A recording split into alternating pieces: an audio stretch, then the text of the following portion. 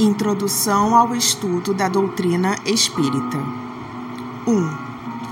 Para as coisas novas, necessitam-se de palavras novas. Assim, o quer a clareza da linguagem para evitar a confusão inseparável do sentido múltiplo dos mesmos vocábulos. As palavras espiritual, espiritualista, espiritualismo têm uma acepção bem definida. Dar-lhes uma nova para as aplicar à doutrina dos espíritos seria multiplicar as causas já numerosas de anfibologia. Com efeito, o espiritualismo é o oposto do materialismo. Quem crê haver em si outra coisa que a matéria é espiritualista. Mas não se segue daí que crê a existência dos espíritos ou em suas comunicações com o mundo visível. Em lugar das palavras espiritual, espiritualismo, empregamos para designar esta última crença as de espírita e de espiritismo, das quais a forma lembra a origem e o sentido radical, e que, por isso mesmo, têm a vantagem de ser perfeitamente inteligíveis, reservando à palavra espiritualismo a sua acepção própria. Diremos, pois, que a doutrina espírita ou o espiritismo tem por princípios as relações do mundo material com os espíritos ou seres do mundo invisível. Os adeptos do espiritismo serão os espíritas, ou, se o quiserem, os espiritistas. Como especialidade, o Livro dos Espíritos contém a doutrina espírita. Como generalidade, ele se prende à doutrina espiritualista, da qual apresenta uma das fases.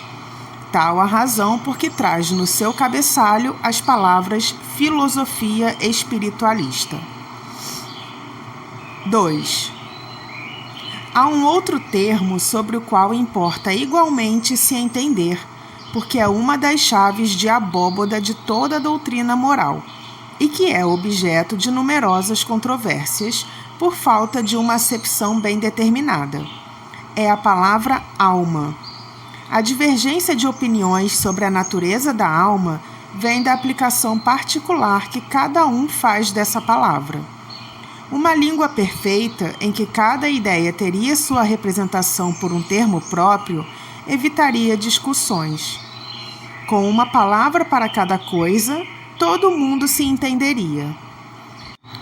Segundo alguns, a alma é o princípio da vida material orgânica. Ela não tem existência própria e cessa com a vida. É o materialismo puro. Nesse sentido, e por comparação, dizem de um instrumento rachado que não produz mais som, que ele não tem alma.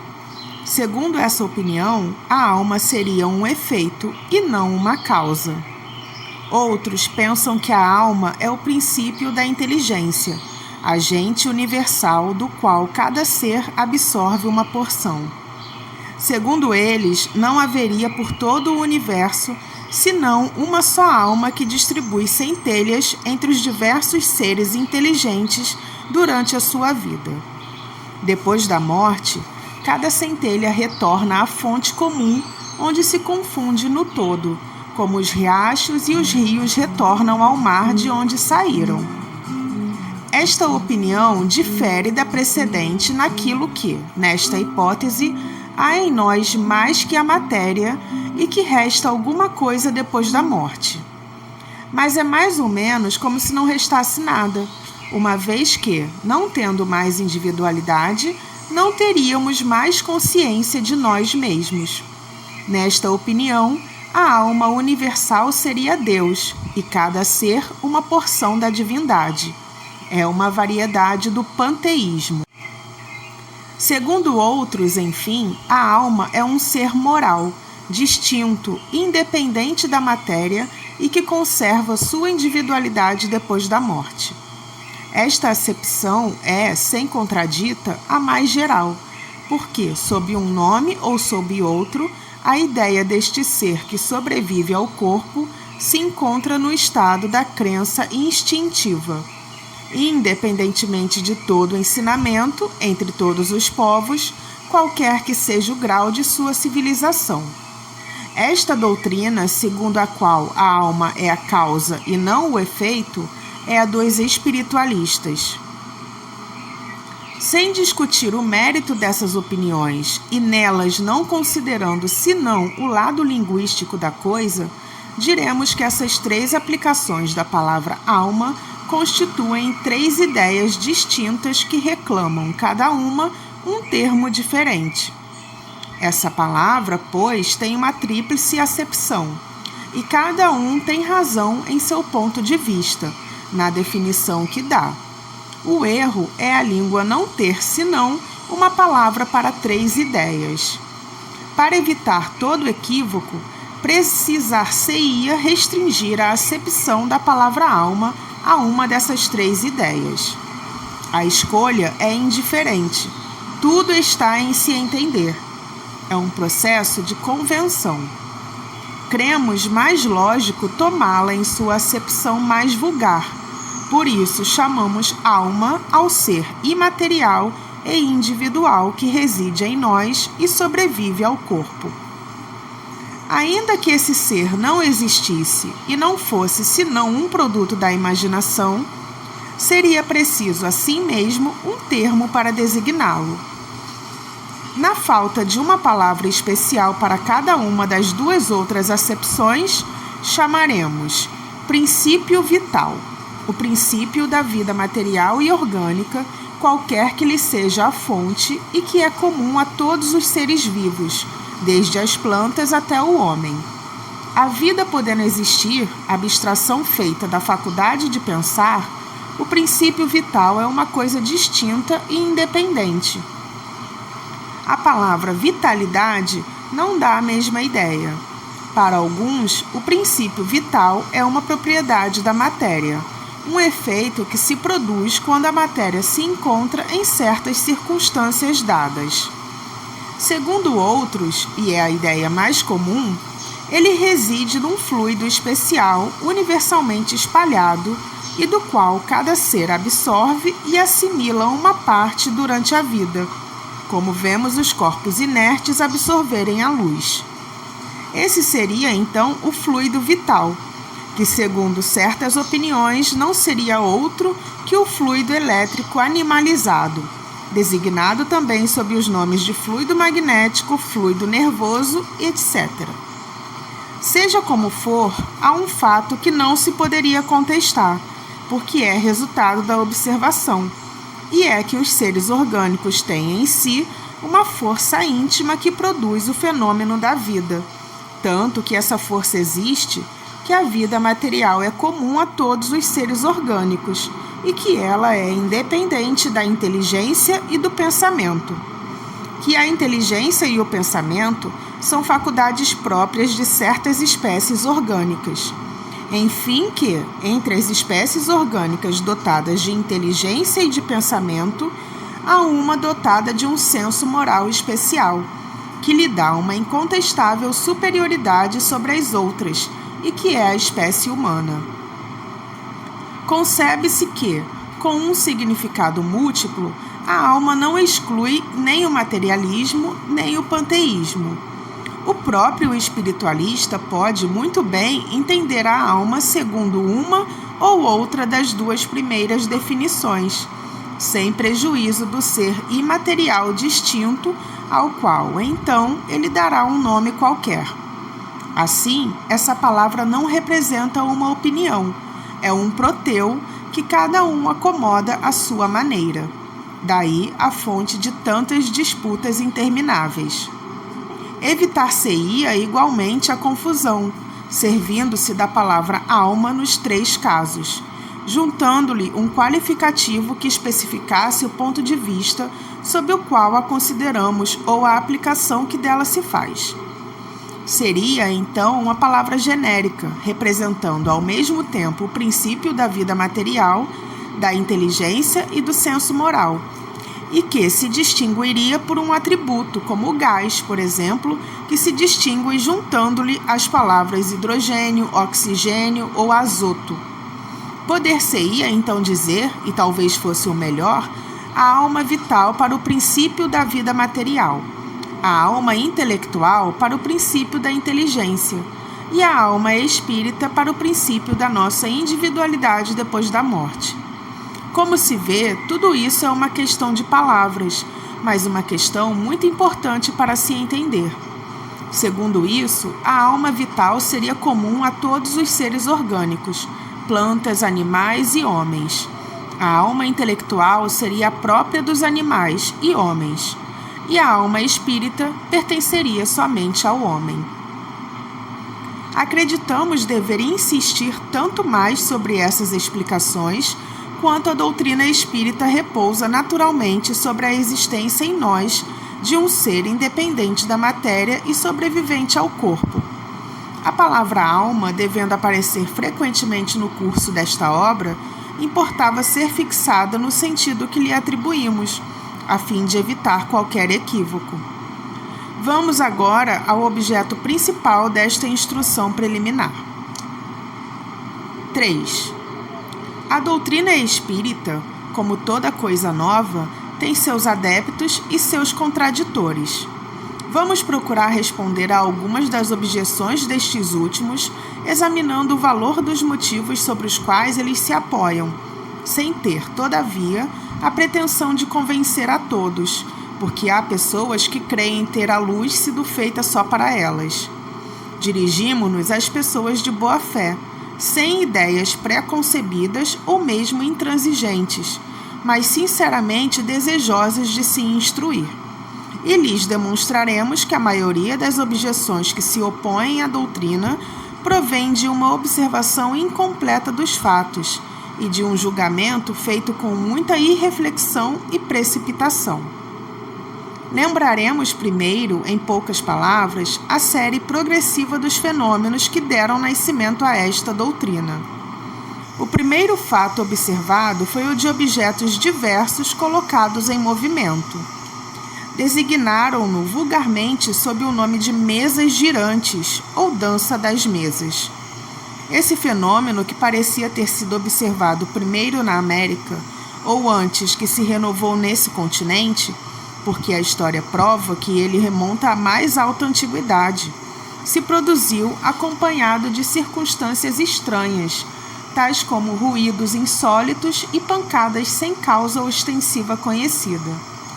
De lá, ele se propagou rapidamente pela Europa e outras partes do mundo.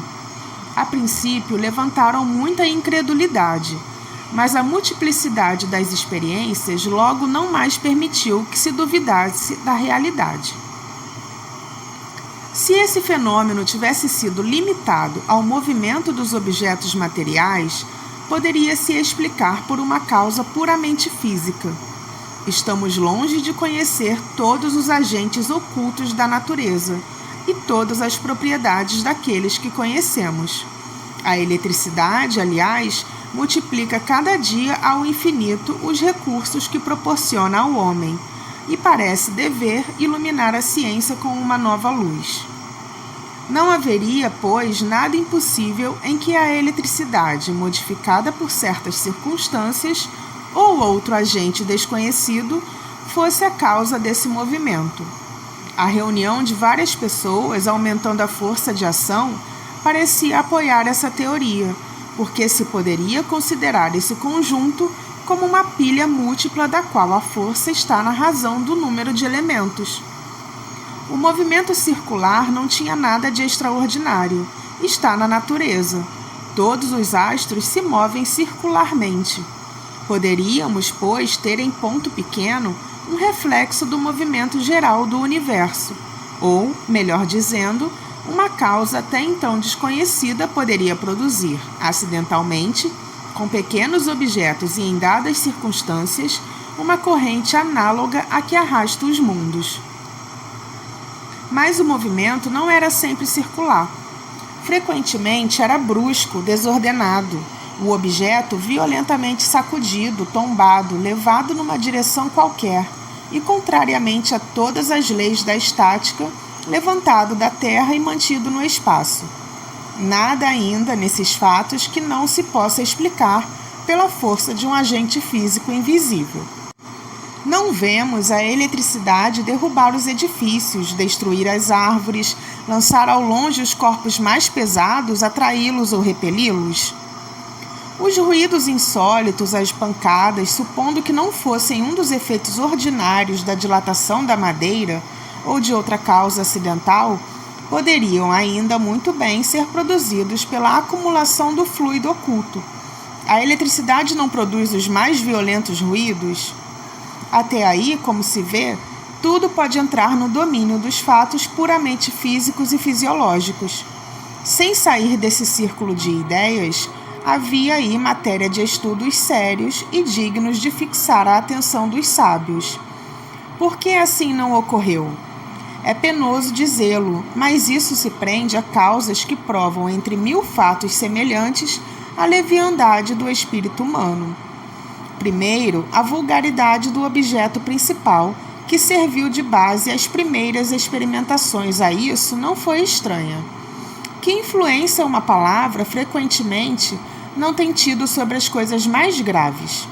Sem considerar que o movimento poderia ser imprimido a um objeto qualquer, a ideia das mesas prevaleceu, sem dúvida, porque esse era o objeto mais cômodo e se assenta mais naturalmente ao redor de uma mesa que ao redor de outro móvel. Ora, os homens superiores são, algumas vezes, tão pueris que não seria nada impossível que certos espíritos de elite tenham acreditado abaixo deles se ocupar daquilo que se tinha convencionado chamar a dança das mesas. É mesmo provável que, se o fenômeno observado por Galvani o tivesse sido por homens vulgares e ficasse caracterizado por um nome burlesco, estaria ainda relegado ao lado da varinha mágica. Qual é, com efeito, o sábio que não teria acreditado transigir em se ocupando da dança das rãs? Entretanto, alguns, bastante modestos para convir que a natureza poderia bem não ter dito sua última palavra para eles, quiseram ver, para desencargo de sua consciência. Mas ocorreu que o fenômeno não respondeu sempre à sua espera, e do fato de que ele não se produziu constantemente à sua vontade e segundo seu método de experimentação, concluíram pela negativa. Malgrado sua sentença, as mesas, pois há mesas, elas continuam a girar, e podemos dizer com Galileu, e contudo elas se movem. Diremos mais, é que os fatos se multiplicaram de tal forma que eles têm hoje direito de cidadania, que não se trata mais senão de encontrar-lhes uma explicação racional. Pode-se objetar contra a realidade do fenômeno pelo fato de ele não se produzir de maneira sempre idêntica, segundo a vontade e as exigências do observador? Porque os fenômenos de eletricidade e de química não estão subordinados a certas condições, deve-se negá-los porque não se produzem fora dessas condições? Portanto, não há nada de espantoso que o fenômeno do movimento dos objetos pelo fluido humano tenha também suas condições de ser e cesse de se produzir quando o observador, se colocando em seu ponto de vista, pretende fazê-lo manchar ao sabor de seu capricho ou sujeitá-lo às leis dos fenômenos conhecidos, sem considerar que para fatos novos pode e deve ter leis novas. Ora, para conhecer essas leis, é preciso estudar as circunstâncias nas quais esses fatos se produzem, e esse estudo não pode ser, senão, o fruto de uma observação firme, atenta e frequentemente durável. Mas, objetam certas pessoas, com frequência há fraude evidente. Mas lhes perguntaremos primeiro se elas estão bem certas que havia fraude, e se não tomaram por fraudes os efeitos dos quais elas não entendiam, mais ou menos como o camponês que tomou um sábio professor de física, fazendo experiências, por um destro escamoteador. Supondo mesmo que isso tenha podido ocorrer algumas vezes, seria uma razão para negar o fato? É preciso negar a física, porque há prestidigitadores que se intitulam físicos? É preciso, aliás, ter em conta o caráter das pessoas e do interesse que elas poderiam ter em enganar. Isso seria, pois, um gracejo? Pode-se bem se divertir um instante, mas um gracejo indefinidamente prolongado seria tão fastidioso para o mistificador como para o mistificado.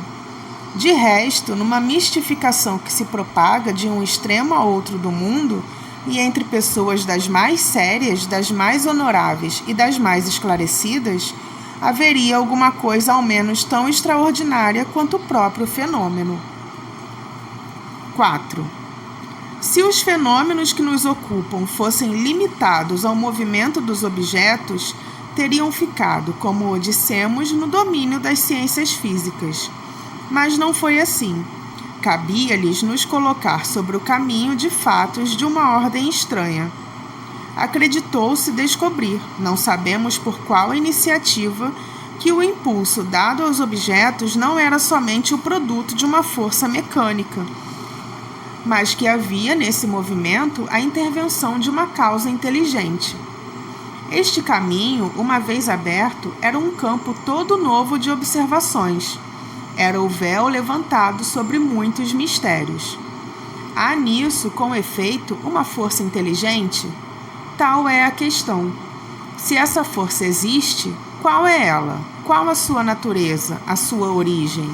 Está acima da humanidade? Tais são as outras questões que decorrem da primeira.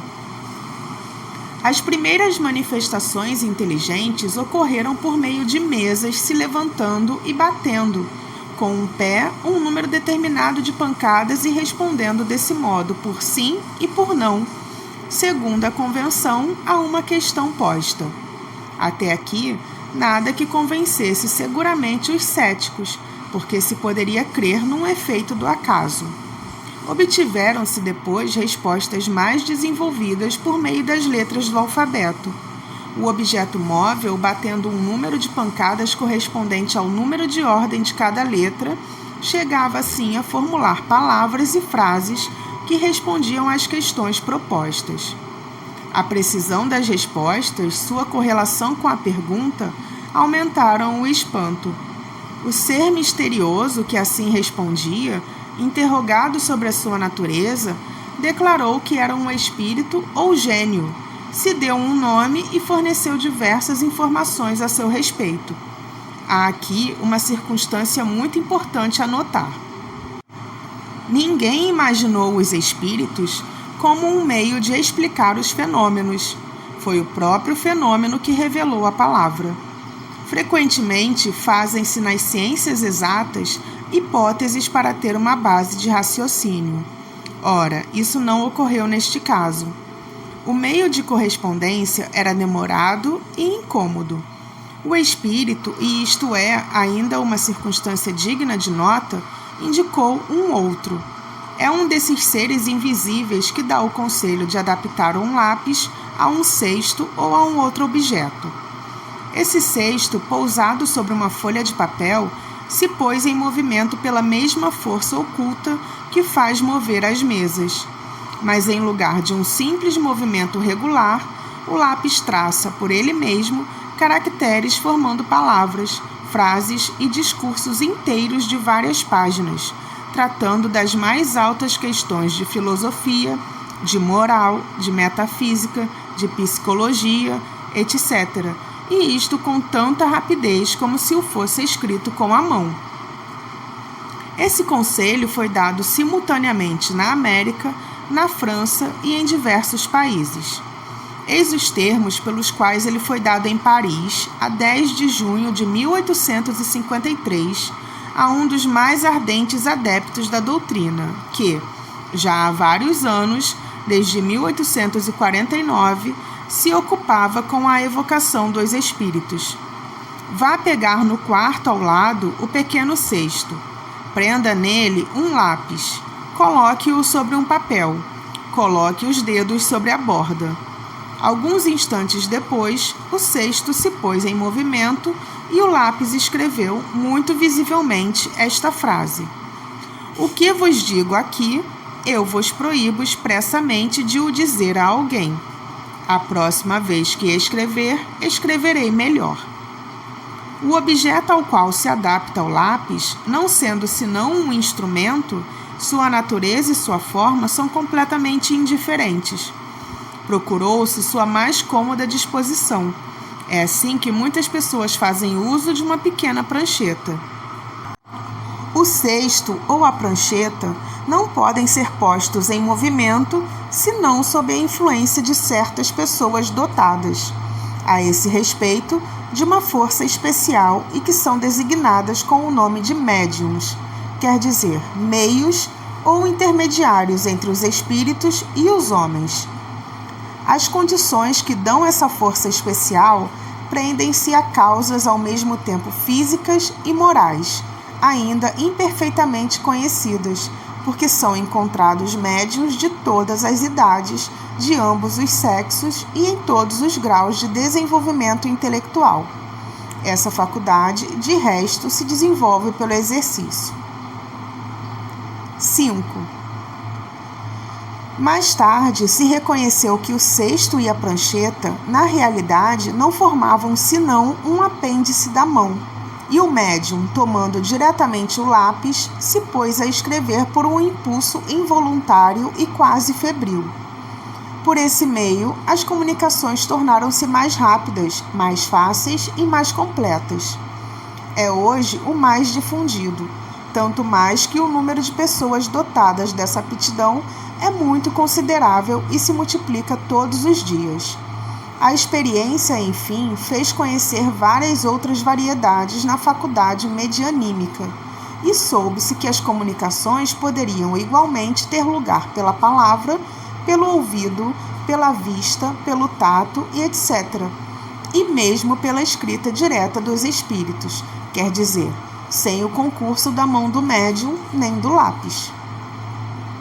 Obtido o fato, um ponto essencial ficava a constatar: o papel do médium nas respostas e a parte que ele pode nelas tomar, mecânica e moralmente. Duas circunstâncias capitais que não poderiam escapar a um observador atento podem resolver a questão. A primeira é o modo pelo qual o cesto se move sob sua influência, pela só imposição dos dedos sobre a borda. O exame demonstra a impossibilidade de uma ação qualquer. Essa impossibilidade torna-se, sobretudo, patente quando 2 ou 3 pessoas se colocam ao mesmo tempo no mesmo cesto. Seria preciso, entre elas, uma coordenação de movimentos verdadeiramente fenomenal. Precisaria mais concordância de pensamentos para que pudessem se entender sobre a resposta a dar para a questão proposta. Um outro fato, não menos singular, vem ainda se juntar à dificuldade: a mudança radical da escrita segundo o espírito que se manifesta, e, cada vez que o mesmo espírito retorna, sua escrita se reproduz. Seria preciso, pois, que o médium se aplicasse a mudar sua própria caligrafia de 20 maneiras diferentes e, sobretudo, que ele pudesse se lembrar da que pertence a este ou aquele espírito. A segunda circunstância resulta da própria natureza das respostas, que estão, na maioria das vezes, sobretudo quando se trata de questões abstratas ou científicas, notoriamente fora dos conhecimentos, e algumas vezes da capacidade intelectual do médium, que de resto, comumente, não tem consciência do que se escreve sob sua influência, que muito frequentemente mesmo não ouve ou não compreende a questão proposta, uma vez que pode ser numa língua que lhe é estranha, ou mesmo mentalmente, e que a resposta pode ser dada nessa língua.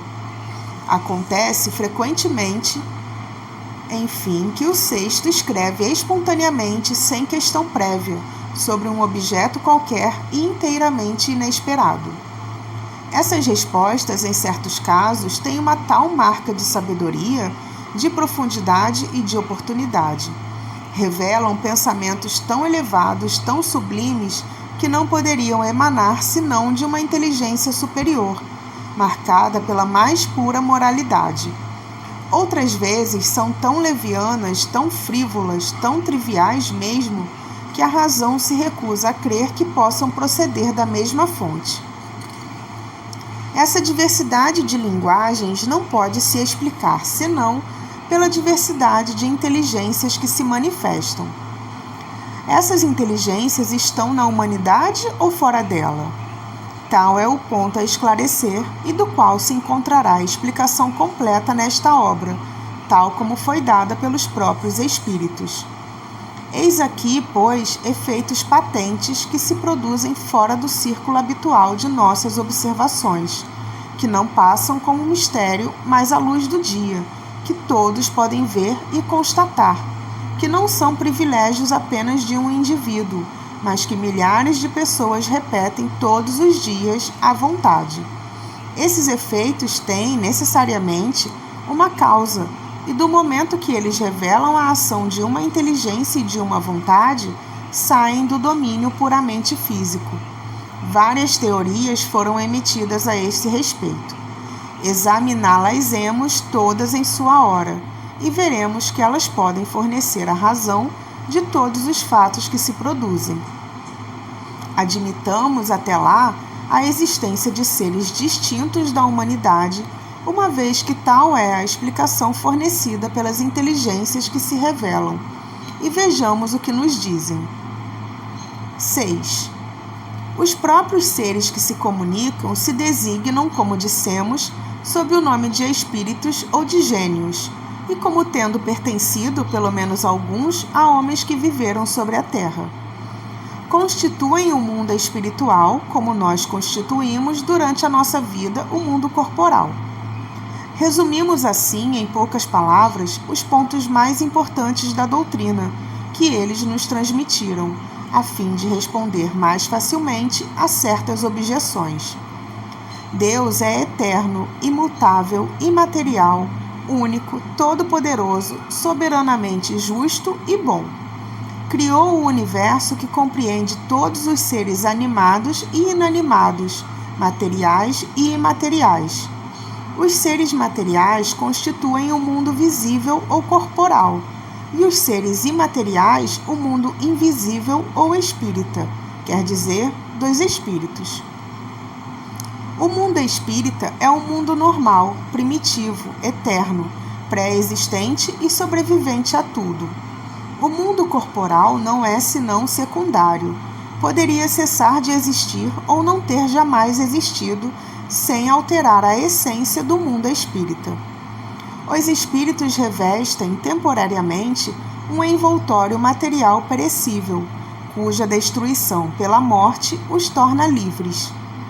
Entre as diferentes espécies de seres corpóreos, Deus escolheu a espécie humana para a encarnação dos espíritos, que atingiram um certo grau de desenvolvimento, o que lhe dá a superioridade moral e intelectual sobre os outros.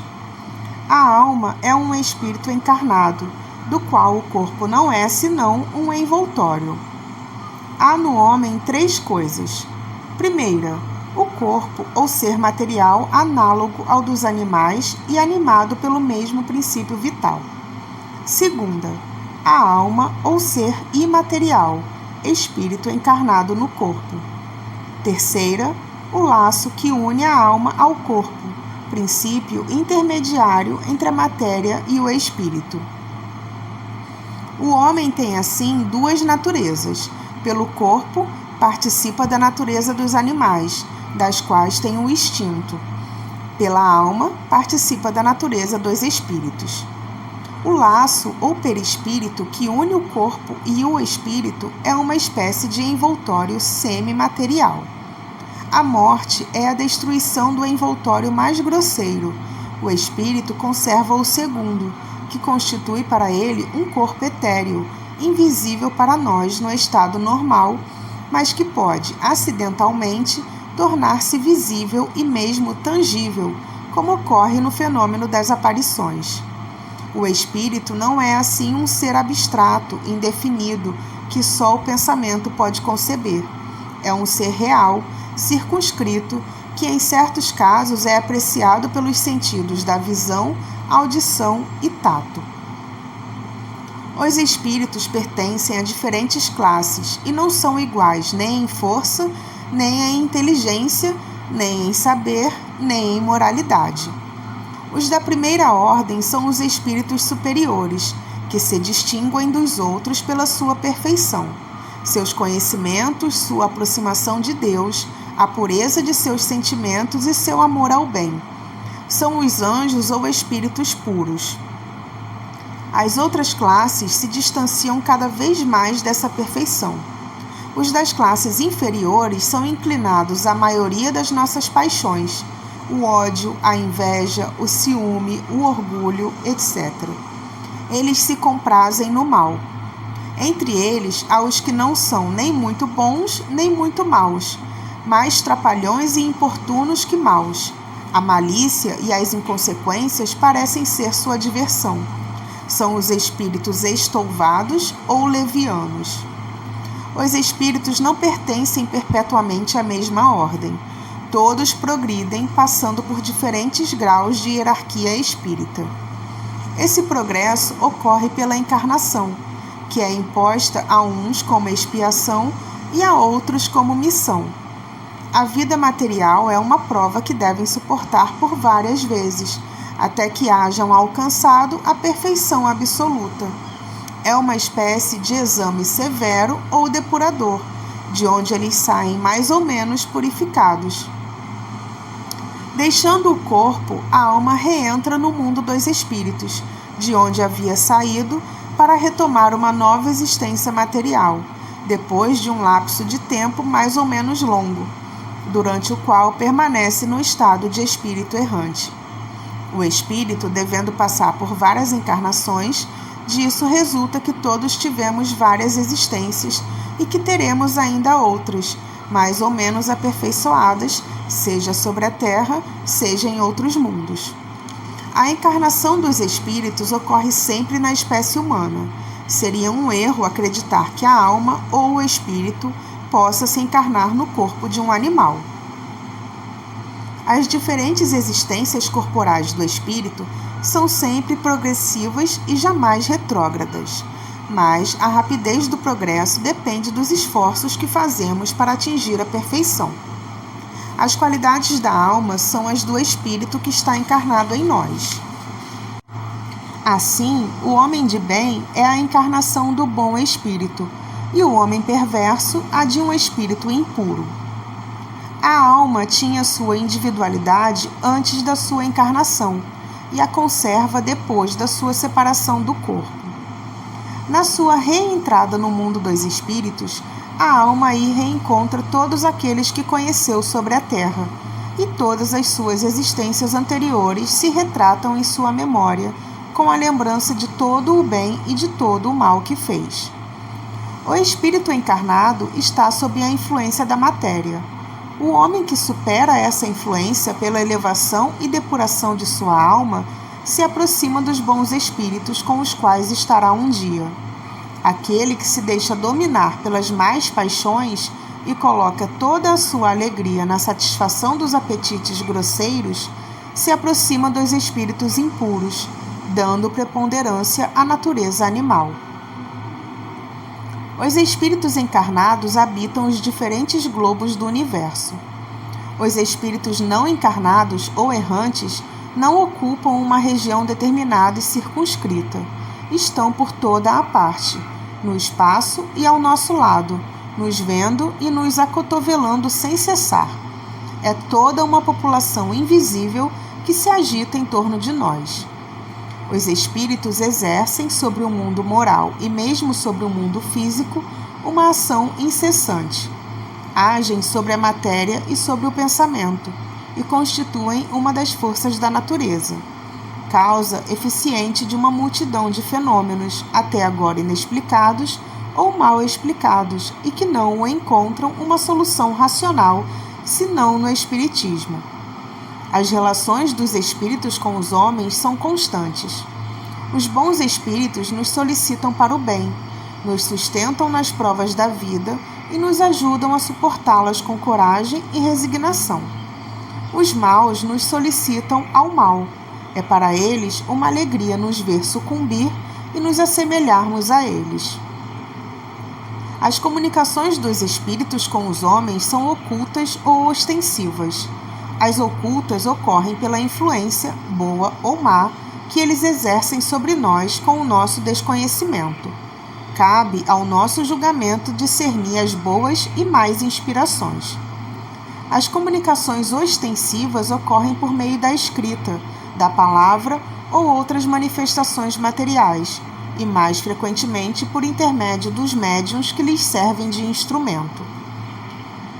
Os espíritos se manifestam espontaneamente ou por evocação. Podem-se evocar todos os espíritos, aqueles que animaram homens obscuros, como aqueles de personagens mais ilustres, qualquer que seja a época na qual tenham vivido.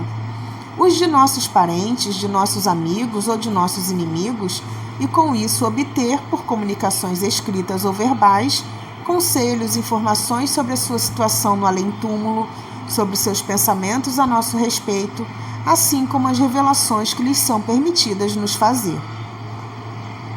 Os espíritos são atraídos em razão de sua simpatia pela natureza moral do meio que os evoca. Os espíritos superiores se alegram nas reuniões sérias, onde dominem o amor do bem e o desejo sincero de se instruir e se melhorar. Sua presença afasta os espíritos inferiores, que aí encontram, ao contrário, um livre acesso, e podem agir com toda a liberdade entre as pessoas frívolas, ou guiadas só pela curiosidade, e por toda parte onde se encontrem os maus instintos. Longe deles obter bons avisos ou ensinamentos úteis, não se deve esperar senão futilidades, mentiras, maus gracejos ou mistificações, porque eles tomam emprestado, frequentemente, nomes venerados para melhor induzir ao erro. A distinção dos bons e dos maus espíritos é extremamente fácil. A linguagem dos espíritos superiores é constantemente digna, nobre, marcada pela mais alta moralidade, livre de toda paixão inferior.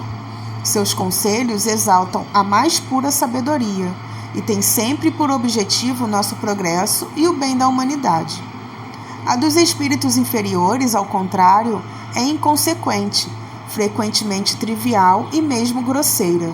Se dizem por vezes coisas boas e verdadeiras, mais frequentemente dizem coisas falsas e absurdas, por malícia ou por ignorância. Eles se divertem com a credulidade e se distraem às custas daqueles que os interrogam, se vangloriando da sua vaidade, embalando seus desejos com falsas esperanças. Em resumo, as comunicações sérias, na total acepção da palavra, não ocorrem senão nos centros sérios, naqueles cujos membros estão unidos por uma comunhão de pensamentos para o bem.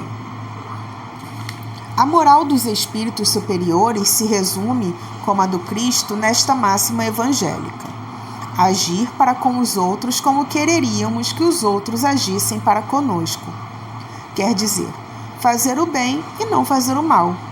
O homem encontra neste princípio a regra universal de conduta para as suas menores ações. Eles nos ensinam que o egoísmo, o orgulho, a sensualidade são paixões que nos aproximam da natureza animal e nos prendem à matéria. Que o homem que, desde este mundo, se desliga da matéria pelo desprezo das futilidades mundanas e pelo amor ao próximo, se aproxima da natureza espiritual. Que cada um de nós deve se tornar útil segundo suas faculdades e os meios que Deus colocou entre suas mãos para o provar. Que o forte e o poderoso devem apoio e proteção ao fraco, porque aquele que abusa de sua força e do seu poder para oprimir seu semelhante viola a lei de Deus.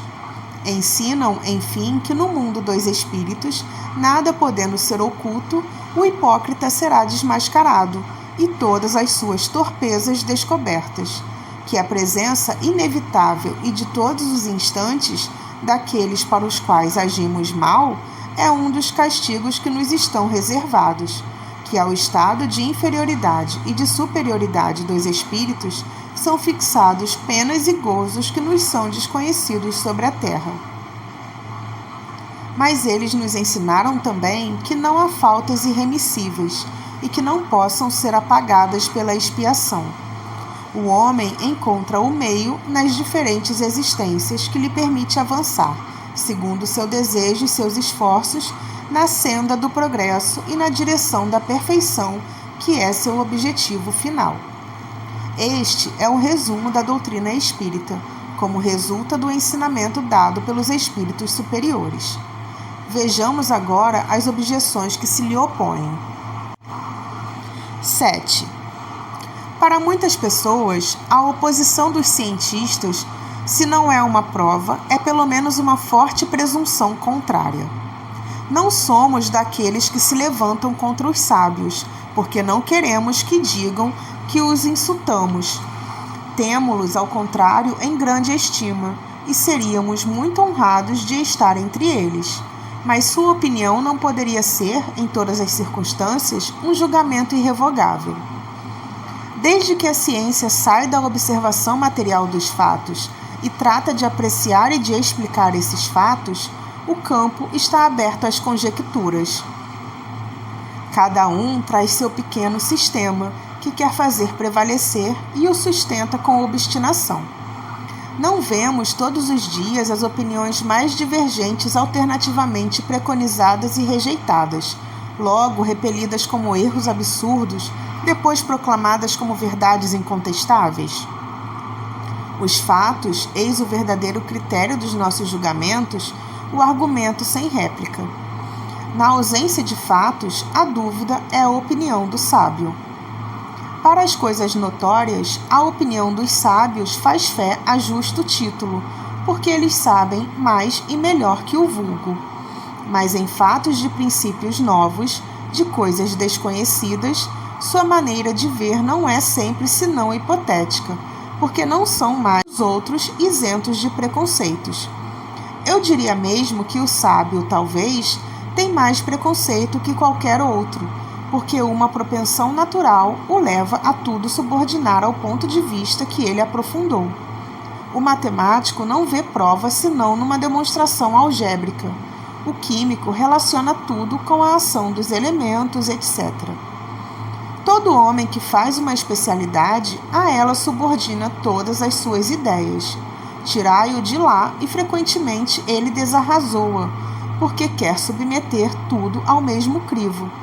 É uma consequência da fraqueza humana.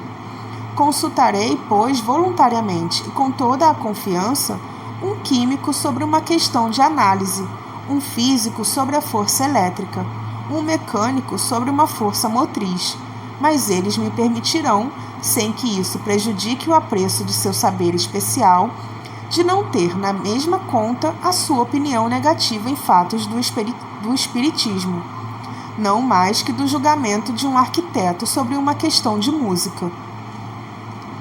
As ciências vulgares repousam sobre as propriedades da matéria que se pode experimentar e manipular à vontade.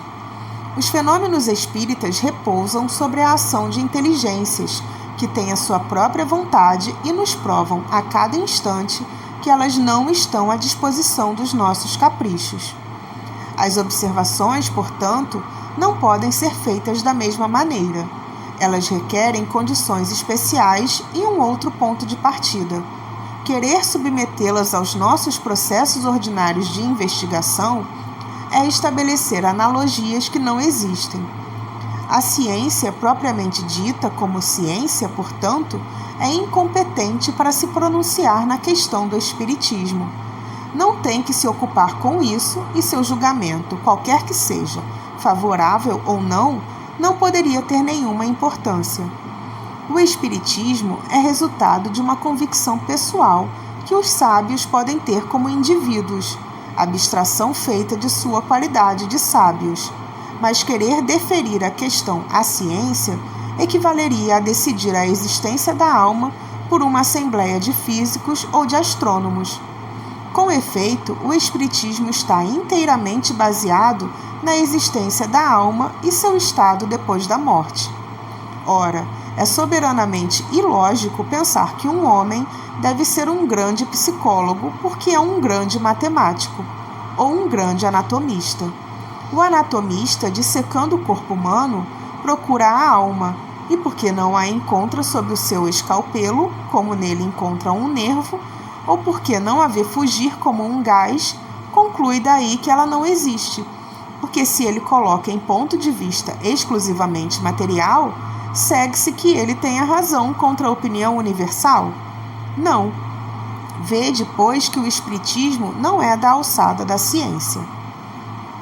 Quando as crenças espíritas forem vulgarizadas, quando forem aceitas pelas massas, e a julgar pela rapidez com que elas se propagam, esse tempo não estaria longe, ocorrerá com ela o que ocorre com todas as ideias novas que encontraram oposição.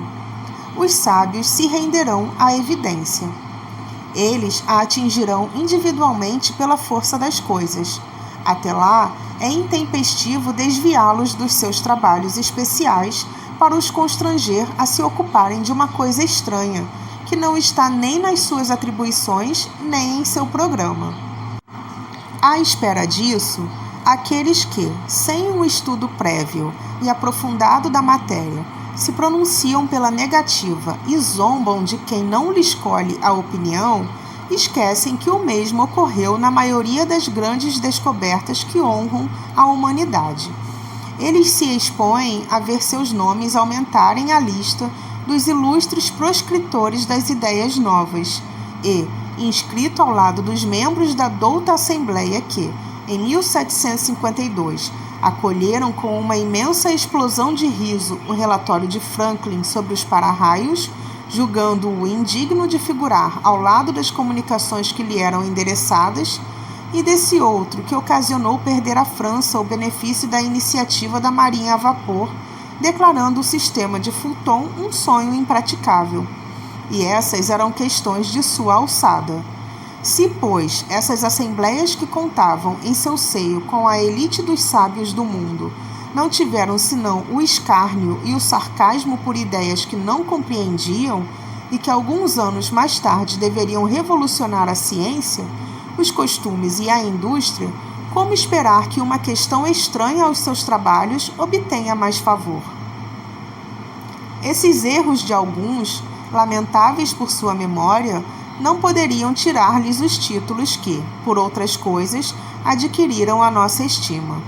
Mas é necessário um diploma oficial para ter bom senso, e não se contam fora das poltronas acadêmicas, senão tolos e imbecis. Que se analisem os adeptos da doutrina espírita, e se verá se nela não se encontram senão ignorantes, e se o número imenso de homens de mérito que a abraçaram permite-se a relegue ao nível das crenças vulgares. O caráter e o saber desses homens valem bem o que se disse. Uma vez que eles afirmam, é preciso ao menos que haja alguma coisa. Repetimos ainda que se os fatos que nos ocupam se encerrassem no movimento mecânico dos corpos, a procura da causa física desse fenômeno entraria no domínio da ciência. Mas, desde que se trata de uma manifestação fora das leis da humanidade, ela escapa da competência da ciência material, porque ela não pode se exprimir nem por algarismos, nem por força mecânica. Quando surge um fato novo, que não compete a nenhuma ciência conhecida, o sábio, para estudá-lo, deve fazer abstração de sua ciência e dizer-se que é para ele um estudo novo, que não se pode fazer com ideias pré-concebidas. O homem que considera a sua razão infalível está bem perto do erro. Mesmo os que têm as ideias mais falsas se apoiam sobre a sua razão, e é em virtude disso que rejeitam tudo o que lhes parece impossível. Os que outrora repeliram as admiráveis descobertas de que a humanidade se honra, faziam todo apelo a esse julgamento para as rejeitar. Ao que se chama razão, frequentemente não é senão orgulho disfarçado, e quem quer que se creia infalível se coloca como igual a Deus.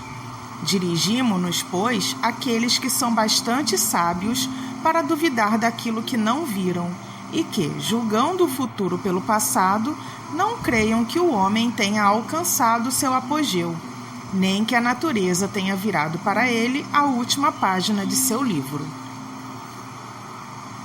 8.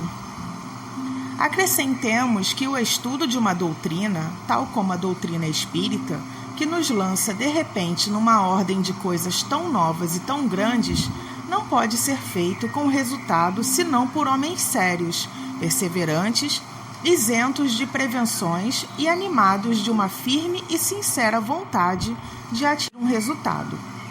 Não poderíamos dar essa qualificação àqueles que julgam, a priori, levianamente e sem ter visto tudo, que não dão os seus estudos nem a continuidade, nem a regularidade, nem o recolhimento necessários.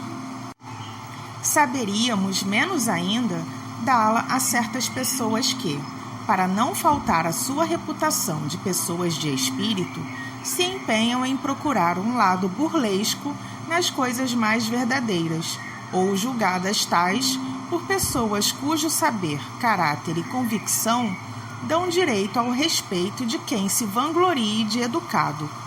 Portanto, aqueles que não julgam os fatos dignos deles e da sua atenção, que se abstenham, ninguém sonha violentar suas crenças, mas que queiram, pois, respeitar a dos outros. O que caracteriza um estudo sério é a continuidade que se lhe dá.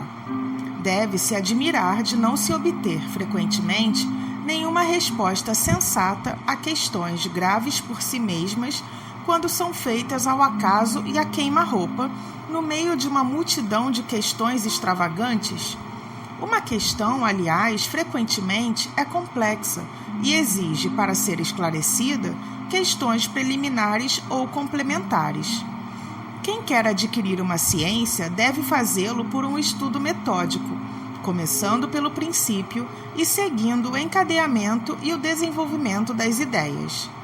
Aquele que dirige por acaso a um sábio uma questão sobre uma ciência da qual não se sabe a primeira palavra, obterá algum proveito? O próprio sábio poderia, com a maior boa vontade, dar-lhe uma resposta satisfatória? Essa resposta, isolada, será forçosamente incompleta e, frequentemente, por isso mesmo, ininteligível, ou poderá parecer absurda e contraditória. Ocorre exatamente o mesmo nas relações que estabelecemos com os espíritos. Se quisermos nos instruir em sua escola, devemos fazer com eles um curso. Mas, como entre nós, é preciso escolher os professores e trabalhar com assiduidade. Dissemos que os espíritos superiores não vêm senão em reuniões sérias, e naquelas onde, sobretudo, reine uma perfeita comunhão de pensamentos e de sentimentos para o bem. A leviandade e as questões ociosas os afastam, como entre os homens distanciam as pessoas razoáveis. O campo, então, fica livre à turba de espíritos mentirosos e frívolos, sempre à espreita de ocasiões para zombar e se divertir às nossas custas. Em que se torna, numa tal reunião, uma questão séria. Aí será respondida. Mas por quem? É como se no meio de um bando de jovens lançássemos estas questões. O que é a alma? O que é a morte? E outras coisas também recreativas. Se quereis respostas sérias, sede sérios vós mesmos em toda a acepção da palavra, e colocai-vos em todas as condições necessárias. Só então obtereis grandes coisas. Sede mais laboriosos e perseverantes em vossos estudos. Sem isso, os espíritos superiores vos abandonam, como faz um professor com os alunos negligentes. 9. O movimento dos objetos é um fato firmado. A questão é saber se, nesse movimento, há ou não uma manifestação inteligente. E, em caso afirmativo, qual é a fonte dessa manifestação? Não falamos do movimento inteligente de certos objetos, nem das comunicações verbais, nem mesmo daquelas que são escritas diretamente pelo médium. Esse gênero de manifestação, evidente para aqueles que viram e aprofundaram a coisa, não é, à primeira vista, bastante independente da vontade para assentar a observação de um observador novato. Não falaremos, pois, senão da escrita obtida com a ajuda de um objeto qualquer, munido de um lápis, tal como o cesto, a prancheta, etc. A maneira pela qual os dedos do médium pousam sobre o objeto desafia, como o dissemos, a destreza mais completa de poder participar, em que, ou seja, no traçado dos caracteres. Mas admitamos ainda que, por uma agilidade maravilhosa, ele possa enganar o olhar mais perscrutador. Como explicar a natureza das respostas quando elas estão fora de todas as ideias e de todos os conhecimentos do médium? E note-se que não se trata de respostas monossilábicas, mas frequentemente de várias páginas escritas com a mais espantosa rapidez, seja espontaneamente, seja sobre um assunto determinado. Sob a mão do médium, mais estranho à literatura, nascem algumas vezes poesias de uma sublimidade e de uma pureza irrepreensíveis, e que não renegariam os melhores poetas humanos.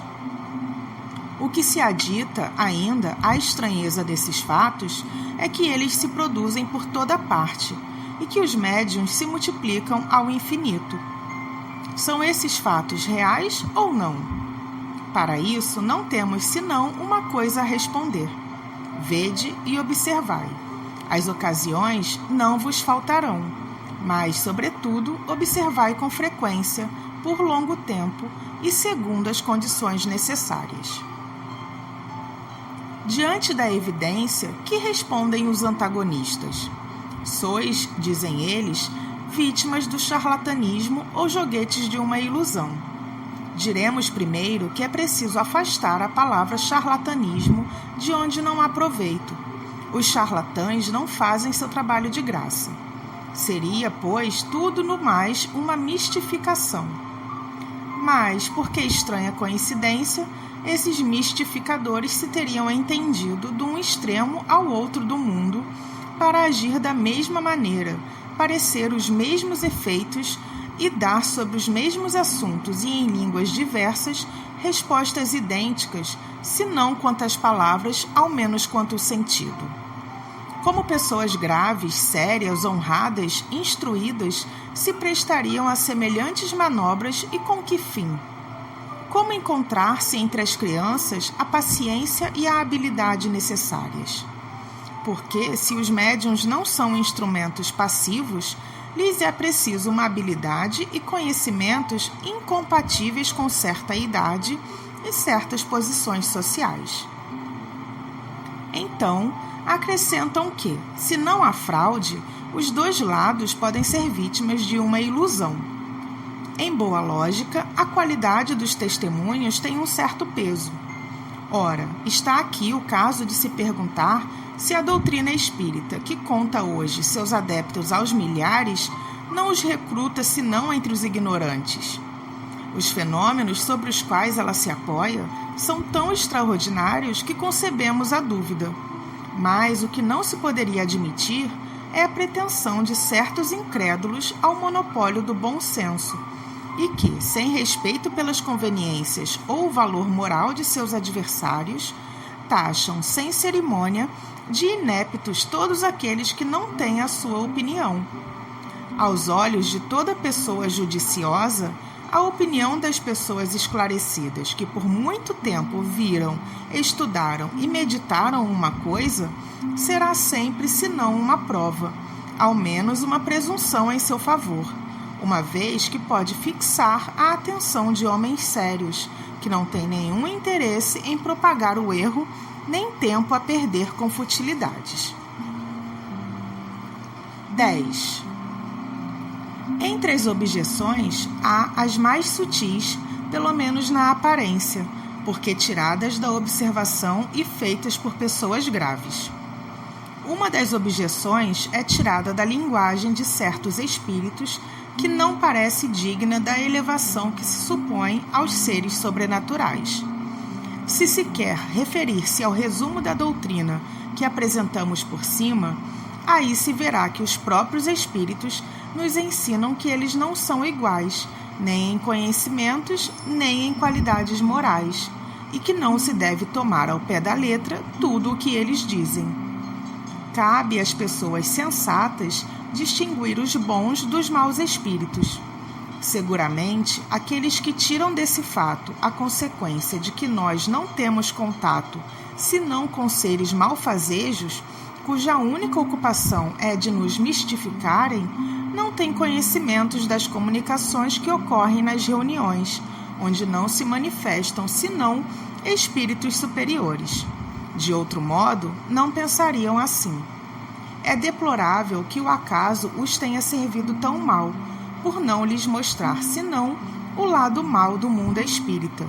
Por que queremos supor que uma tendência simpática atrai para eles os maus espíritos, antes que os bons, os espíritos mentirosos ou aqueles cuja linguagem é revoltante de grosseria? Poder-se-ia, no máximo, disso concluir que a solidez dos seus princípios não é tão potente para afastar o mal, e que, encontrando um certo prazer em satisfazer a sua curiosidade a esse respeito, os maus espíritos deles aproveitam para se introduzir entre eles, enquanto os bons se afastam. Julgar a questão dos espíritos sobre esses fatos seria tão pouco lógico como julgar o caráter de um povo pelo que se diz e se faz numa assembleia de alguns estouvados ou de gente de má fama, a qual não frequentam nem os sábios, nem as pessoas sensatas.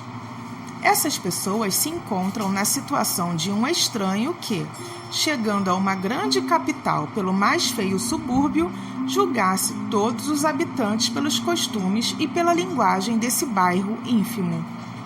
No mundo dos espíritos há também uma boa sociedade e uma sociedade má, que essas pessoas estudem bem o que se passa entre os espíritos de elite, e elas ficarão convencidas de que a cidade celeste encerra outra coisa além do refúgio do povo. Mas, dizem os espíritos de elite vêm entre nós?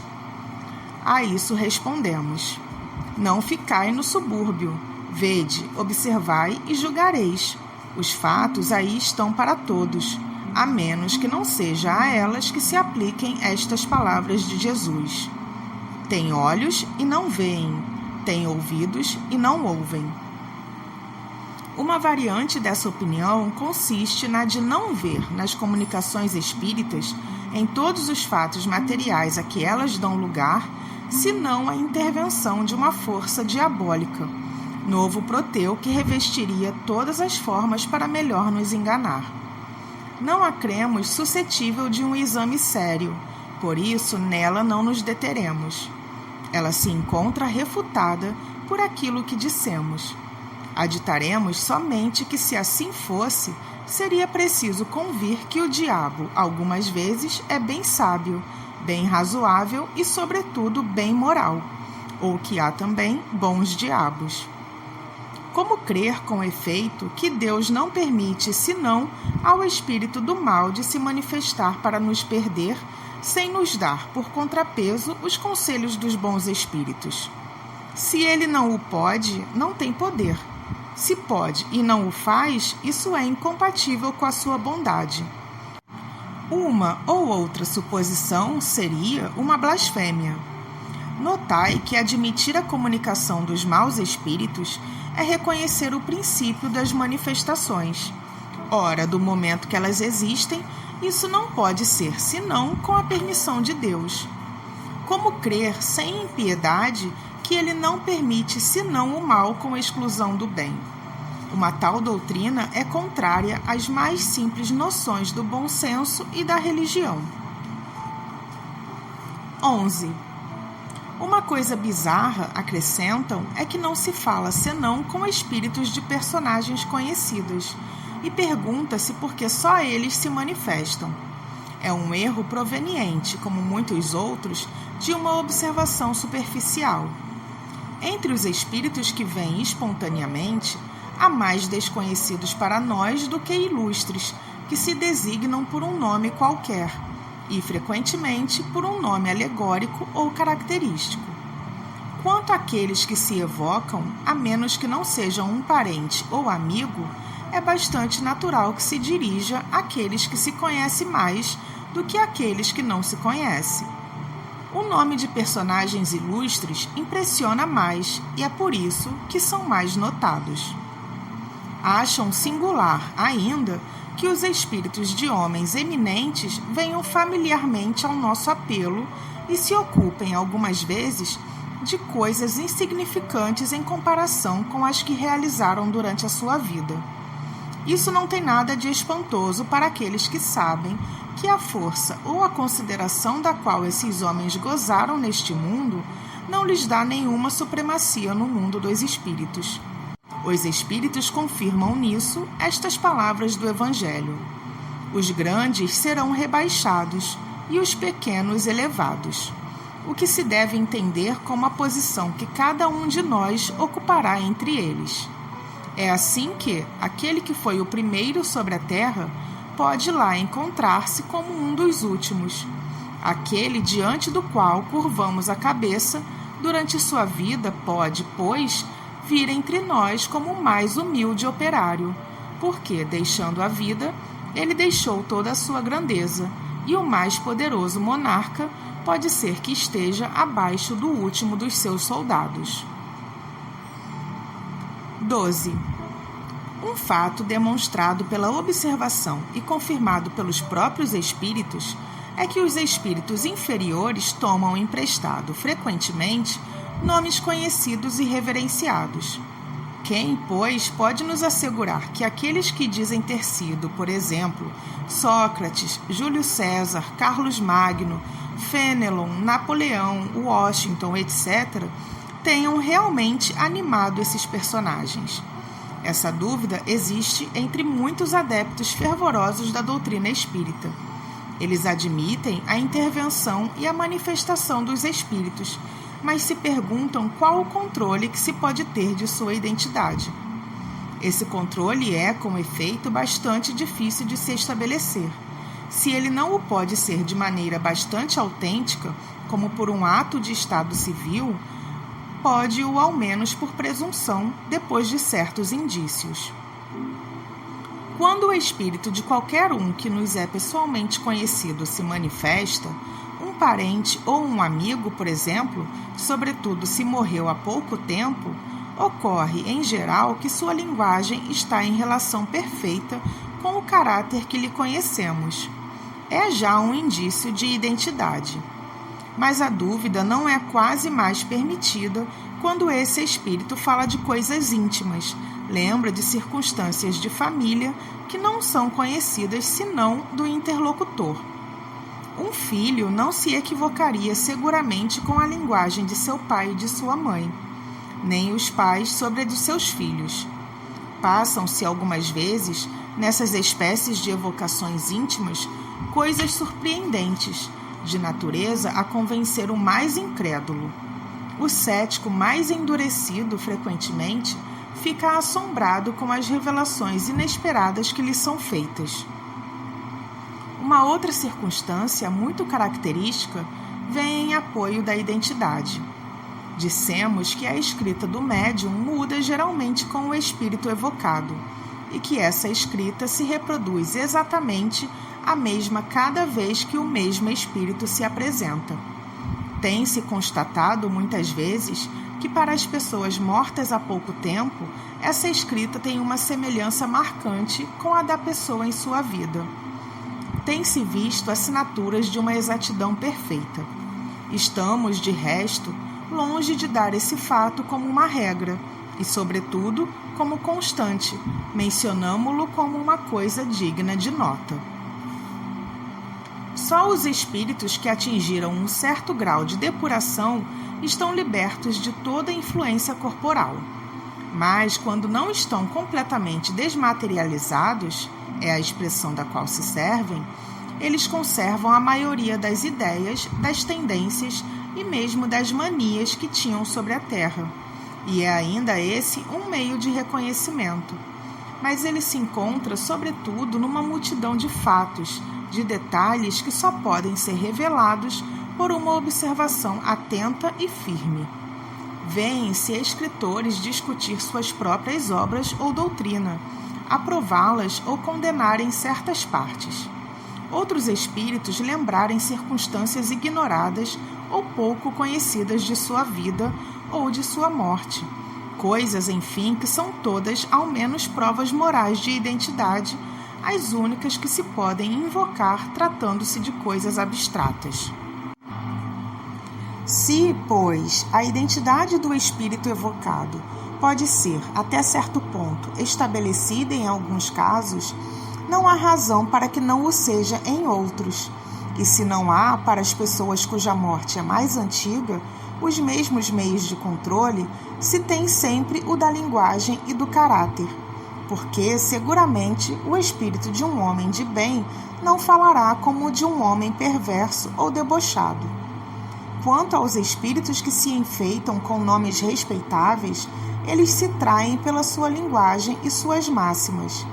Aquele que se dissesse Fénelon, por exemplo, e que ofendesse, não fosse senão acidentalmente, o bom senso e a moral, mostraria por isso a fraude.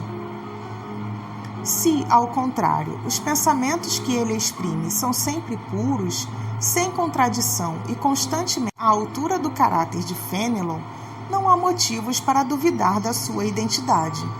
De outro modo, seria preciso supor que um espírito que não prega senão o bem pode conscientemente empregar a mentira, e isso sem utilidade.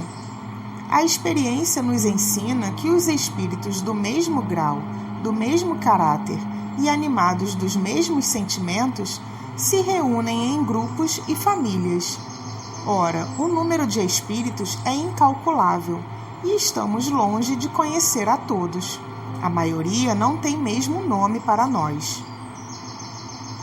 Um espírito da categoria de Fénelon pode, pois, vir em seu lugar frequentemente, mesmo enviado por ele como mandatário.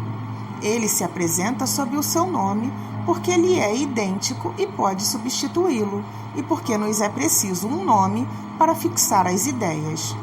Mas que importa, em definitivo, que um espírito seja realmente ou não o de Fénelon? Do momento em que ele não diz senão coisas boas e que fala como o teria dito o próprio Fénelon, é um bom espírito. O nome sob o qual se faz conhecer é indiferente e frequentemente não é senão um meio de fixar nossas ideias. Não seria o mesmo nas evocações íntimas, mas aí, como o dissemos, a identidade pode ser estabelecida por provas de alguma forma patentes. De resto, é certo que a substituição dos espíritos pode dar lugar a uma multidão de enganos, e que isso pode resultar em erros e, frequentemente, em mistificações. É essa uma dificuldade do espiritismo prático, mas não dissemos jamais que esta ciência era uma coisa fácil, nem que se podia aprendê-la brincando, não mais que nenhuma outra ciência.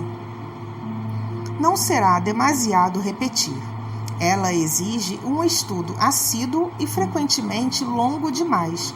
Não podendo provocar os fatos, é preciso esperar que eles se apresentem e, no geral, eles são conduzidos por circunstâncias das quais nem ao menos se sonha. Para o observador atento e paciente, os fatos se produzem em quantidade, porque ele descobre milhares de nuances características que são, para ele, rasgos de luz. Assim o é nas ciências vulgares, enquanto que o homem superficial não vê numa flor senão uma forma elegante, o sábio nela descobre tesouros pelo pensamento. 13. As observações acima nos levam a dizer algumas palavras de uma outra dificuldade, a da divergência que existe na linguagem dos espíritos. Os espíritos, sendo muito diferentes uns dos outros, sob o ponto de vista dos conhecimentos e da moralidade, é evidente que a mesma questão pode ser resolvida num sentido oposto, segundo a posição que eles ocupam, absolutamente como se ela fosse colocada entre os homens alternativamente a um sábio, a um ignorante ou a um mau gracejador. O ponto essencial, já o dissemos, é saber a quem é dirigido. Mas acrescenta-se como ocorre que os espíritos, reconhecidos por seres superiores, não estejam sempre de acordo. Diremos primeiro que, independentemente da causa que assinalamos, há outras que podem exercer uma certa influência sobre a natureza das respostas, abstração feita da qualidade dos espíritos. Este é um ponto capital, cujo estudo dará a explicação. Por isso, dizemos que esses estudos requerem uma atenção firme, uma observação profunda e, sobretudo, como de resto em todas as ciências humanas, continuidade e perseverança. São precisos anos para fazer um médico medíocre e os 3/4 da vida para fazer um sábio, e sequer em algumas horas adquirir a ciência do infinito. Portanto, não nos enganemos, o estudo do Espiritismo é imenso, toca em todas as questões da metafísica e da ordem social, e é todo um mundo que se abre diante de nós. Deve-se espantar que é preciso de tempo, e muito tempo, para adquiri-lo? A contradição, aliás, não é sempre tão real como pode parecer. Não vemos todos os dias homens que professam a mesma ciência variar na definição que dão de uma coisa, seja porque empregam termos diferentes, seja porque a examinam sob um outro ponto de vista, ainda que a ideia fundamental seja sempre a mesma. Que se conte, se possível, o número de definições que deram da gramática. Acrescentemos ainda que a forma da resposta depende, frequentemente, da forma da pergunta. Haveria, pois, puerilidade em procurar uma contradição onde não há, mais frequentemente, senão uma diferença de palavras. Os espíritos superiores não se prendem de modo à forma. Para eles, o fundo do pensamento é tudo. Tomemos, por exemplo, a definição da alma. Esta palavra, não tendo acepção fixa, os espíritos podem, pois, assim como nós, diferir na definição que dão. Um poderá dizer que ela é o princípio da vida, outro chamá-la centelha anímica, um terceiro dizer que ela é interna, um quarto que ela é externa, e etc. E todos terão razão do seu ponto de vista. Poder-se-ia mesmo crer que, dentre eles, alguns professam teorias materialistas, e todavia não ser assim. Ocorre o mesmo com relação a Deus. Ele será o princípio de todas as coisas, o Criador do universo, a soberana inteligência, o infinito, o grande Espírito, etc., etc. E, em definitivo, será sempre Deus. Citamos, enfim, a classificação dos espíritos. Eles formam uma sequência ininterrupta, desde o grau inferior ao grau superior. A classificação é, pois, arbitrária. Um poderá dar-lhe 3 classes, outro 5, 10 ou 20, à vontade, sem estar, por isso, em erro. Todas as ciências humanas, a esse respeito, nos oferecem o exemplo. Cada sábio tem seu sistema, e os sistemas mudam, mas a ciência não muda. Que se aprenda a botânica pelo sistema de Linneu, de Jussieu ou de Tournefort, e ela será sempre a botânica. Cessemos, pois, de dar às coisas de pura convenção mais importância do que merecem, para nos prender àquilo que é verdadeiramente sério, e, frequentemente, a reflexão fará descobrir naquilo que parece o mais contraditório uma semelhança que havia escapado a um primeiro exame. 14. Passaríamos ligeiramente sobre a objeção de certos céticos às falhas de ortografia cometidas por alguns espíritos, se ela não devesse dar lugar a uma observação essencial. Sua ortografia, é preciso dizê-lo, não é sempre irrepreensível, mas é preciso ser bem curto de razão para fazê-la objeto de uma crítica séria, dizendo que, uma vez que os espíritos sabem de tudo, eles devem saber ortografia. poderíamos lhes opor os numerosos pecados desse gênero cometidos por mais de um sábio da terra, o que não lhes tira o mérito. Mas há nesse fato uma questão mais grave. Para os espíritos, e sobretudo para os espíritos superiores, a ideia é tudo, a forma não é nada. Livres da matéria, sua linguagem entre eles é rápida como o pensamento, uma vez que é o pensamento que se comunica sem intermediário. Eles devem, pois, se encontrarem desacomodados quando são obrigados, para se comunicarem conosco, a se servir das formas longas e embaraçosas da linguagem humana, e, sobretudo, da insuficiência e da imperfeição dessa linguagem para exprimir todas as ideias. É o que eles mesmos dizem. Também é curioso ver os meios que eles empregam frequentemente para atenuar esse inconveniente. Seria o mesmo conosco se tivéssemos que nos exprimir numa língua mais extensa em suas palavras e em suas expressões, e mais pobre nessas expressões do que aquelas que usamos. É o embaraço que experimenta o homem de gênio, impacientando-se com a lentidão de sua pena, que está sempre aquém do seu pensamento. Concebe-se, depois de que os espíritos liguem pouca importância à puerilidade da ortografia, quando se trata, sobretudo, de um ensinamento grave e sério. Já não é maravilhoso, aliás, que eles se exprimam indiferentemente em todas as línguas e as compreendam todas? Não é preciso concluir-se disso, todavia, que a correção convencional da linguagem lhes seja desconhecida. Eles a observam quando isso é necessário.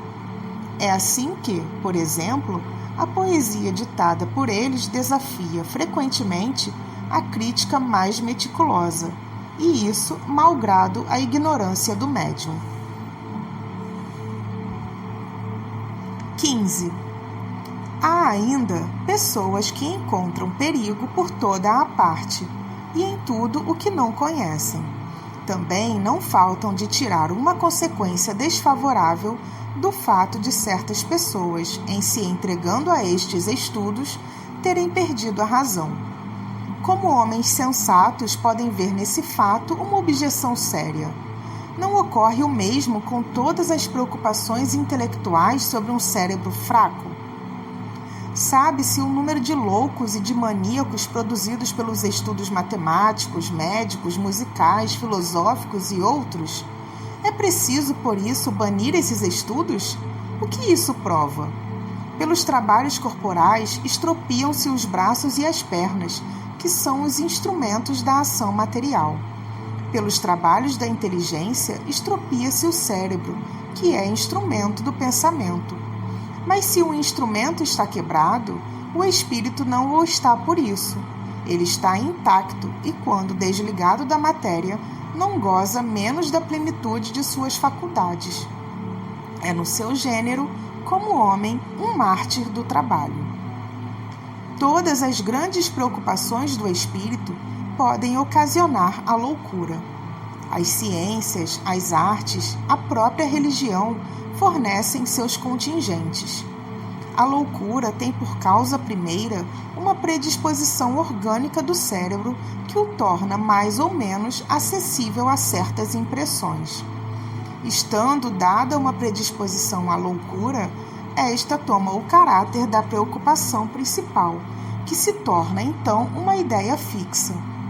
Essa ideia fixa poderá ser a dos espíritos naquele que se ocupa com eles, como poderá ser a de Deus, dos anjos, do diabo, da fortuna, do poder, de uma arte, de uma ciência, da maternidade, de um sistema político-social. É provável que o louco religioso viesse a ser um louco espírita, se o espiritismo tivesse sido sua preocupação dominante, como o louco espírita o teria sido sob uma outra forma, segundo as circunstâncias.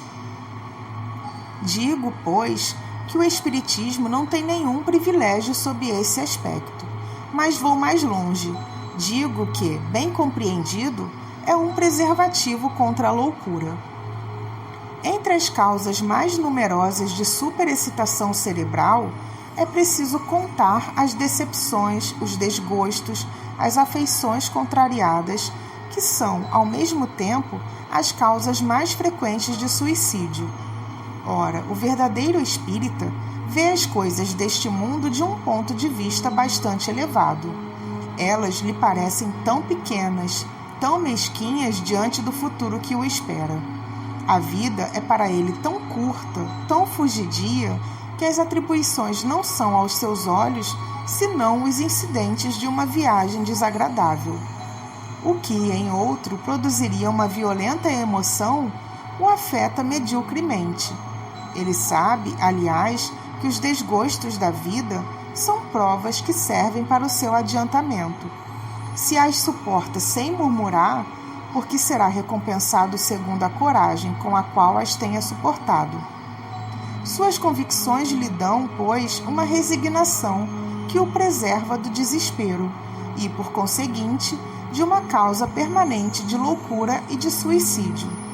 Ele sabe, por outro lado, pelo espetáculo que lhe dão as comunicações com os espíritos, a sorte daqueles que abreviam voluntariamente os seus dias. E esse quadro é o bastante para o fazer refletir. Também o número daqueles que se detiveram sobre essa inclinação funesta é considerável. É este um dos resultados do Espiritismo. Que os incrédulos se riam dele quanto o quiserem. Eu lhes desejo as consolações que ele proporciona a todos aqueles que se dão ao trabalho de sondar-lhe as misteriosas profundezas. Ao número das causas de loucura é preciso acrescentar ainda o medo. E o medo do diabo desarranjou mais de um cérebro. Sabe-se o número de vítimas que se fez amedrontando imaginações fracas com esse quadro que se esforça por tornar mais pavoroso com hediondos detalhes. O diabo, diz-se, não amedronta senão a crianças. É um freio para torná-las ajuizadas, sim, como o bicho-papão e o lobisomem, e quando não tem mais medo deles, estão pior que antes. E por esse belo resultado, não se conta o número das epilepsias causadas pelo abalo de um cérebro delicado. A religião seria bem fraca se, na falta do medo, sua força pudesse ser compreendida. Felizmente, não é assim.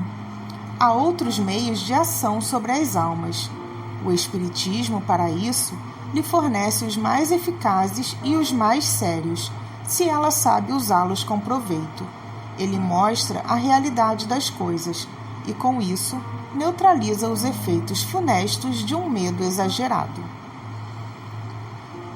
16. Resta-nos examinar duas objeções, as únicas que merecem verdadeiramente esse nome, porque estão baseadas sobre teorias racionais. Uma e outra admitem a realidade de todos os fenômenos, materiais e morais, mas excluem a intervenção dos espíritos. Segundo a primeira dessas teorias, todas as manifestações atribuídas aos espíritos não seriam outra coisa que efeitos magnéticos. Os médiuns estariam num estado que se poderia chamar de sonambulismo desperto, fenômeno do qual toda pessoa que estudou o magnetismo pôde ser testemunha. Nesse estado, as faculdades intelectuais adquirem um desenvolvimento anormal. O círculo das percepções intuitivas se estende fora dos limites da nossa concepção normal. Desde então, o médium tiraria de si mesmo, e pelo fato da sua lucidez, tudo o que ele diz e todas as noções que transmite, mesmo sobre as coisas que lhe são as mais estranhas em seu estado habitual.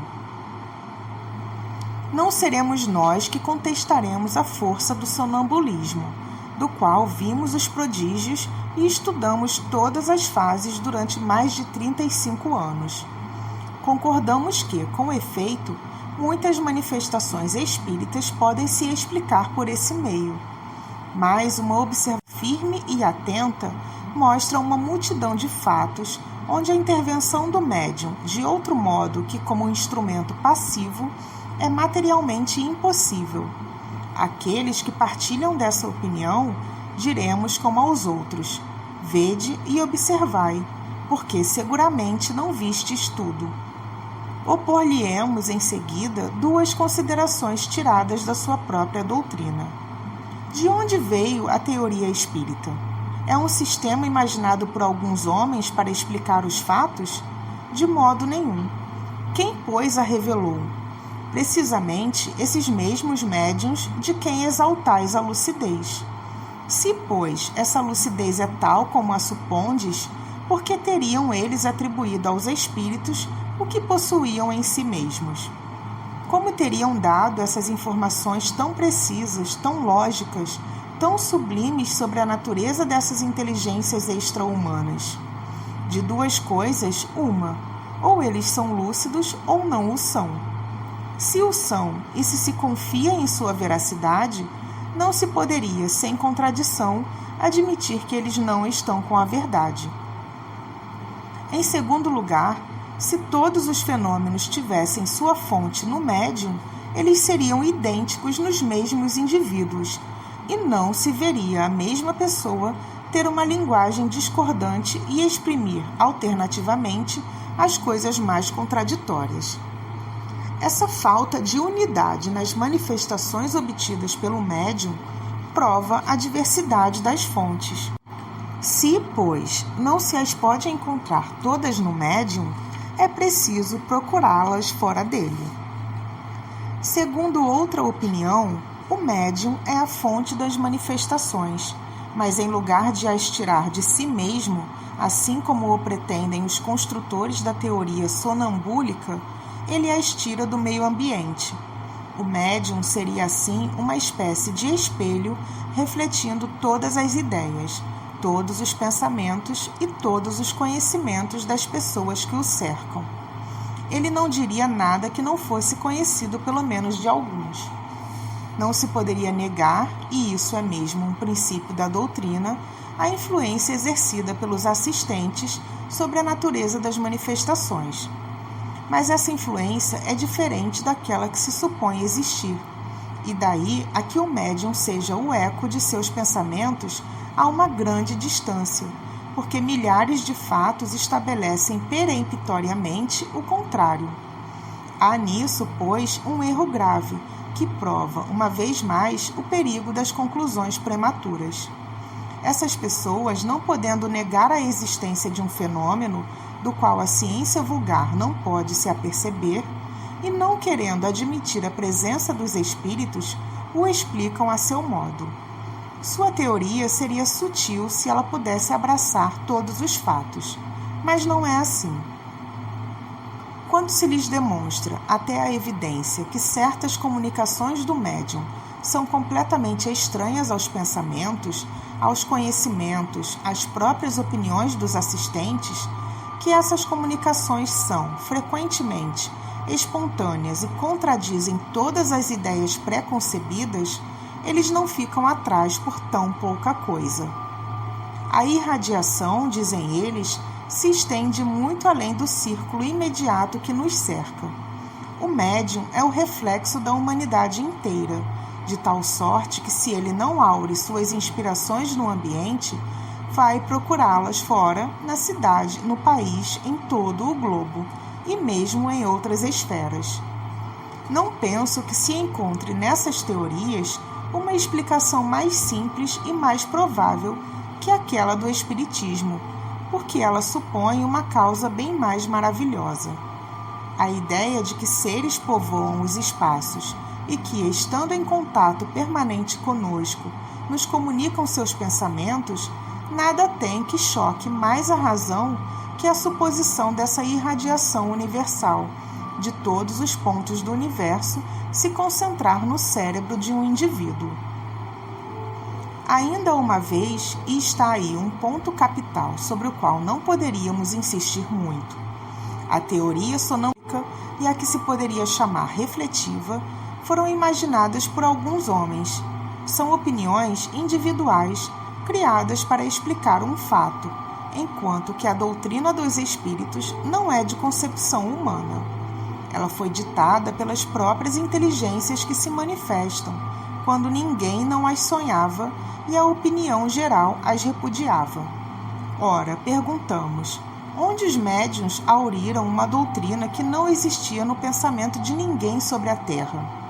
Perguntamos, por outro lado, por qual estranha coincidência milhares de médiuns disseminados sobre todos os pontos do globo que jamais se viram se combinaram para dizer a mesma coisa.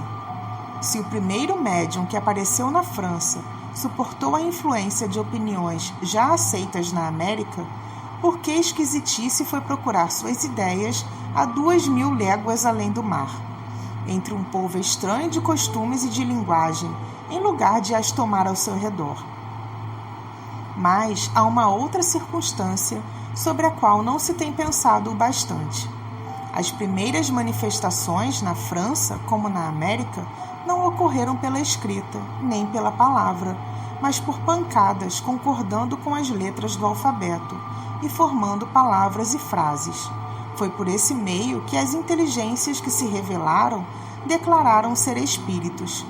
Se, pois, poder-se-ia supor a intervenção do pensamento dos médiuns nas comunicações, verbais ou escritas, o mesmo não ocorreria com as pancadas, cuja significação não poderia ser conhecida previamente.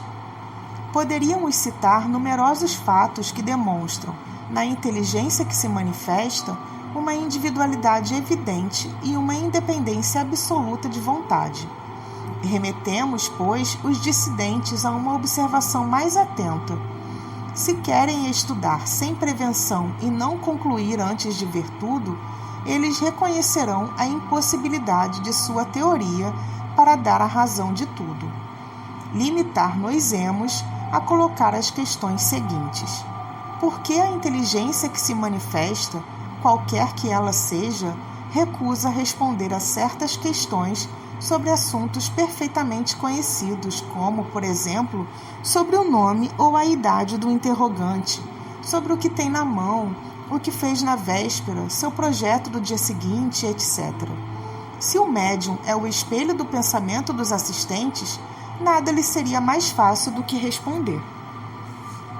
Os adversários retrucam o argumento perguntando, por seu turno, por que os espíritos que devem tudo saber não podem dizer coisas tão simples, segundo o axioma: quem pode o mais, pode o menos, de onde concluem que não são os espíritos. Se um ignorante ou um zombador, se apresentando diante de uma douta assembleia, perguntasse, por exemplo, por que é dia em pleno meio-dia, crê-se que ela se daria ao trabalho de responder seriamente? E seria lógico concluir-se de seu silêncio ou escárnio com que gratificasse o perguntador, que seus membros não são senão tolos? Ora, é precisamente porque os espíritos são superiores que eles não respondem a questões ociosas e ridículas e não querem ser colocados em evidência.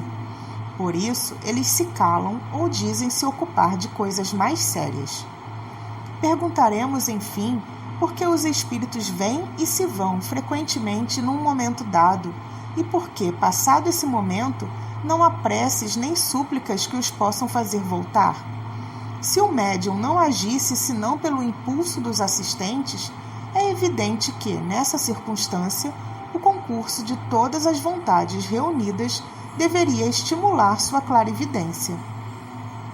Se, pois, ele não cede ao desejo da Assembleia, corroborado pela sua própria vontade, é porque obedece a uma influência estranha a ele e aos que o rodeiam, e essa influência acusa, com isso, a sua independência e a sua individualidade. 17.